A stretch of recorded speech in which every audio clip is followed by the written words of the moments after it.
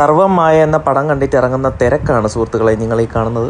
സർവം മായ എന്ന പടം കണ്ടിരിക്കുകയാണ് സുഹൃത്തുക്കളെ. നിവിൻ പോളി, അജു വർഗീസിന്റെ നല്ലൊരു പടം. അഖിൽ സത്യൻ അന്തിക്കാടിന്റെ മകന്റെ പടമാണ് ഇത്. 2025 അവസാനിപ്പിക്കാൻ നല്ലൊരു പടമാണ്. ഓക്കെ, ഇതിൽ നെഗറ്റീവായിട്ട് പറയാൻ ഒന്നും എനിക്ക് തോന്നിയിട്ടില്ല.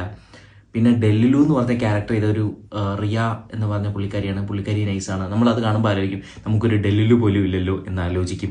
ഞാൻ ഒറ്റയ്ക്കാണ് പോയിരുന്ന പടം കണ്ടത്. എനിക്ക് എൻജോയ് ചെയ്യാൻ പറ്റി. ഫുള്ളി എൻഗേജ്ഡ് ആയിട്ടുള്ളൊരു പടമാണ്. ഫാമിലി ആയിട്ടോ ഫ്രണ്ട്സായിട്ടോ ഒറ്റയ്ക്കോ പോയി കാണാം. ഇതുപോലൊരു പടം മുമ്പ് ഇറങ്ങിയിട്ടുണ്ട്. പക്ഷേ ഇതും തമ്മിൽ നല്ല വ്യത്യാസമുണ്ട്. ഓക്കെ, അധികം പ്രൊമോഷനുകളോ കാര്യങ്ങളോ ഒന്നും ഞാൻ ഈ പടത്തിന് അങ്ങ് കണ്ടില്ല. കാര്യം നല്ലൊരു പടമാണ്. നമ്മൾ തിയേറ്ററിൽ പോയി തന്നെ കാണാൻ നോക്കുക.